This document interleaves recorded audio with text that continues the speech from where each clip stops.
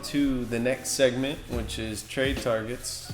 Go ahead and hit them with the first one, Vic. Oh man, I got a juicy one. If you're already in the playoffs, if you're set, locked in, or if it's looking good, if it's looking very good, and you have some extra depth on your team, this man who you should trade for is Austin Eckler, because as you saw his first couple of weeks, he was a dynamic running back when he was healthy. If he stayed healthy, he could have damn near finished as a top 5 back. Yeah, in my opinion. So, Austin Eckler owner has not had him for damn near the whole season. So if they're trying to make a playoff push, you definitely need to trade some of your depth. Even though he's coming back soon, it might be like the coach said, later than sooner. So, try to get Austin Eckler on your team because he will be a playoff asset. I like it. For my first one, I'm peeking at yours, Vic. We got a ton of the same ones, man. Oh, for real?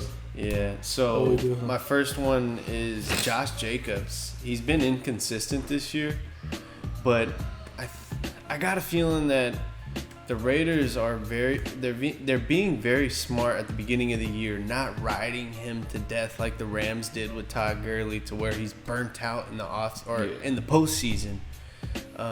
But I truly believe that the Raiders are going to ride his ass all the way to the playoffs this year, which means 25 to 30 touches a game, whether it's on the ground or through the air. And that's where I'm at. So Josh Jacobs, I know that a lot of fantasy owners, they're very unhappy. I've gotten a few DMs on our page asking like what they should do with him. So that's just where I'm at. If you can get him, rock and roll, baby. Grab that boy, because he's a RB1, RB2 all day long. All day long. Yeah, that's what I got him on my list too, right? And I said he's gotten 45 touches in the last 2 games. He got 30-something touches in that one game, in the right? Cleveland game, yeah. Exactly. 31.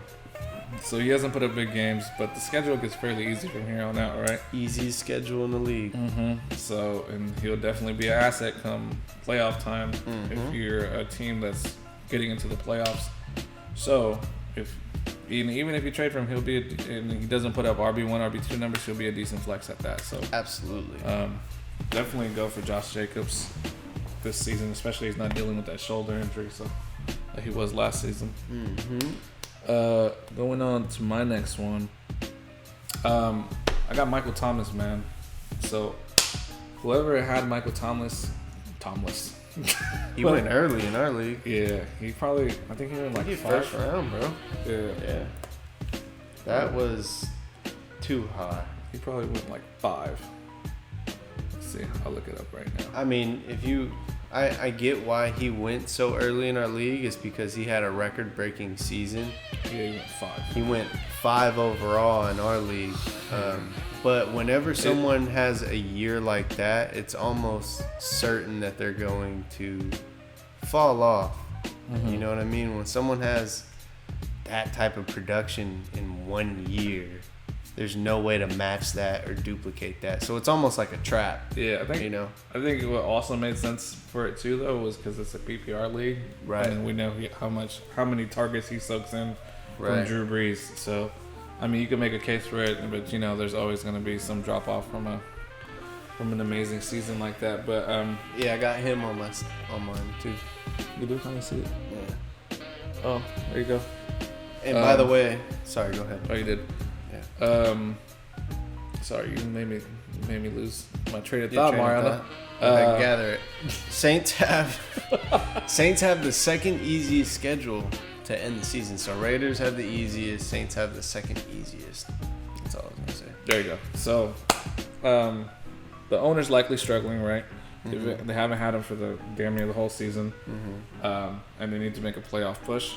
So they're probably upset over the 7 points that he scored this last week. So if you could offer up something decent, get Michael Thomas, because he will be a contributor for the rest of the season, especially with that schedule, like Mariano said. Did you see he had a grill on when he was playing this last weekend? I know Kamara always has a grill on. Nah, he was iced out, bro. Yeah, so I mean, on one hand, Michael Thomas is kind of turning into a diva. What happens to these receivers, bro? I don't know. It's like a receiver thing, they get some man. money and they get money, they get the accolades, and then they start acting like little girls, punching teammates and shit. You know what I mean? Yeah. I just hope he really doesn't turn into like the next AB and starts losing his shit. Because he is a quiet wide receiver. He was quiet for years, man. But now he's just, I don't know. Whatever. Devontae Adams is relatively quiet. Yeah, Devontae Adams is dog. Straight baller, man. Straight baller. Sorry, he's on the screen over here. That's why. Yeah. All right, it's on you, Mariana. My next one is Tyler Boyd. Tyler Boyd, I've touched on it earlier this year. He's probably going to end up being a top 5 wide receiver by the time it's all said and done. Was he in our analysis video last week? Did we talk about him? I can't remember. Was he a top receiver already or no? Well, where's he at? Give us his position right now, Mariana. What is this? Right now. Well, he just had a bye week. Oh, okay. But let's see. 1, 2, 3, 4, 5, 6, 7, 8, 9, 10. He's top 15 right now. Mm-hmm. But just with the amount of targets that he's getting from Joe Burrow, I think he could maybe not top 5, maybe top 10. I think he could crack the top 10. After all bye weeks or so. Especially since Ridley's still up there, he's gonna fall off. There's still a whole half season to go. Mm-hmm. In any case, I think that depending on who the owner is of Tyler Boyd, it's a solid wide receiver, man. Mm-hmm. I mean, if you just look at the games that he has played, it's been production, you know? It was and it's almost since week 1, it's been week in, week out. He had one bad game against Baltimore, but for the most part, he's scoring 16, 17, 12, 10, 22, 16. So I expect that to keep on rolling. Yeah, so I was looking at some stats, and basically those are players that beat their ADP, right? Mm-hmm. And then Tyler Boyd was one of the top 5 players that like beat their ADP, along with Chris Carson, James Robinson, and I forgot some other players. But basically, so like at the position you drafted him, he's valued way more than what he is, you know. Been sneaky good, man. Exactly. Sneaky good. Going on to my next trade target, I was gonna say sit him. I got Chris Godwin. If you're like me and you're a Chris Godwin owner, you're probably fed up with his lack of availability this season. This man has been available for like 34 games, I believe, right? Yeah. And he had 3 good games, and then he had obviously the clamped game this past weekend. But I think Godwin is going to be the wide receiver that benefits the most from AB being on the team, and Mike Evans is going to be the one that benefits the least from AB being on the team. And if Chris Godwin stays healthy, I think he should be big in the fantasy football playoffs. I don't know, man. I think AB going to that team just threw everything off. Threw off some chemistry there? Threw off chemistry. There's only one football to go around, and they have 8 All-Pros. I mean, so I said Mike Evans, unfortunately, Mariano is yeah, that's rough. But it's all good because I don't even give a fuck about that league anyway. No, I'm just playing. I'm still taking it serious. Fuck all you guys. I'm not trading nobody. How about that? Nobody. Y'all can win with what y'all got. How about that? Anyways, yeah, so DJ Shark has shown great chemistry with this rookie quarterback right off the jump. And he had 12 targets, 7 receptions, 146 yards and a touchdown this past week. Mm-hmm. And he probably wasn't even starting on whoever owned him. So he's on the waiver wire in one of my leagues. Yeah, exactly. So I think he'd be a solid pickup or a trade target. Yes, sir. Moving forward for this week. Going on to my next trade target, we have the infamous Ezekiel Elliott, who has been atrocious in the last. It's been 4 games since Dak left, right? He's been bad before that. He was solid before that. What you mean? Check it out.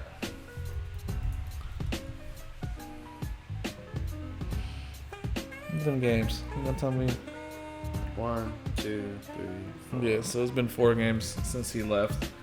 I think when Dalton comes back and they get into the swing of things, I think, the offense gets rolling again. Not at the efficiency it was, of course, I'm going to drop my stat again. It was 30% less efficient. I said that 3 weeks in a row now. Mm-hmm. With Andy Dalton in that quarterback. But that passing game is huge, as you can see. It opens up the running lanes for Zeke. And especially with the offensive line being banged up this year, that's definitely a key factor. So I think once they get Dalton back in there and they get the the passing game going, it should benefit him the most. And at worst, you get a flex, I believe. Yeah, I don't like that at all. What I do like is Derrick Henry. Someone sent us a DM saying, "What the hell am I gonna do with Derrick Henry?" I see that. Right? One bad game, man. He's one bad game. He's coming off a bad game. I don't know if any owners would be willing to trade him, but shit, try it out. That's King Henry, man. Dude. Right? I mean, he can make grown men look silly on the football field. So target him. Try to make it happen. Yeah, definitely. You don't ever overreact about one bad game. You need a string of bad games. Well, just like in the car business, every dog has his day. Yeah, right? Which exactly. Even people that don't know nothing about selling cars or whatever, yeah, they can pull out a 20-car month or whatever. It just happens, man. Mm-hmm. And everyone has bad days. Everyone has good days. Yes, sir. And that just so happened to be a bad day for him. But capitalize on it. Yep. And be like, hey, look, man, I don't think Derrick Henry a little rough. You might want to hand him over. I'll give you Tyler Boyd. He ain't no king no more. He got dethroned last weekend. Exactly. Yeah, what you selling shoes on, man? But yeah, we got next. Oh, you got Michael Thomas, huh? Yeah. And I got Josh Jacobs, which we both went over. So that concludes the trade targets, huh? Yep. Yes, sir. And that concludes the episode for this week. This is week 10, episode 11 of the Fantasy Extras podcast. We are some consistent motherfuckers this season. I had school last season, but I'm out that bitch now, so I got time for this shit this season. Got time today, cuz. It's gonna just keep on getting better and better and better and better and better. I like it. But yeah, it's definitely been an interesting season with all the injuries and the COVID shit, and it's just a lot of shuffling, and you gotta be on your toes, man, for this season. If not, you end up at the bottom like me and Mariano are in our respective leagues, Yep. Happens to the best of us. Yeah. Let it bring it down though. Just like that. We're number one in another league too though, so it's balanced. I did take I was number one and some shit happened. But yeah, I'll be back. Don't worry. I took first place 2 weeks ago and I held on to it this week. So I'm on a 3-game win streak. There we go. But it's always the yin to the yang. You can't win them all, Number 1 seed in the playoff chart right now. Looking good. A little bye week. You got 14 or 16? 14. 14? Well, you don't get no bye week. No bye week. No bye week, but it's okay because we're going to keep it rolling. I got Dalvin Cook. He is, so far, the halfway season MVP. So, thank you very much. What did I say? I said Alvin, Josh, and Dalvin, right? Mm-hmm. So, two out of my 3 are hitting. So, we make good calls here. That's 66.6%. Hey, that's passing, son. I like it. It'll get you that passing grade, son, as long as you don't need to take the class after. That's right. Hey, D's get degrees, nigga. You better tell them. Oh, shit. But, yeah, man, that's all we got this week. We appreciate everyone that's keeping us busy. It's the Instagram stays constantly busy every week, and we appreciate that. We need you guys to get the YouTube and the podcast busy though, just like you guys be busy on the Instagram. Yeah, show some love, man. Yeah, man, that's all we ask for. We give the knowledge, and we just need you guys to spread it out and soak it in. You know what I'm saying? We just want peace and love, baby. Exactly, peace man. and love, and a little bit of weed. But yeah, that's all we got this week, man. This is the Fantasy Experts Podcast. Good luck on your matchups, and we are out of here. Yes, sir.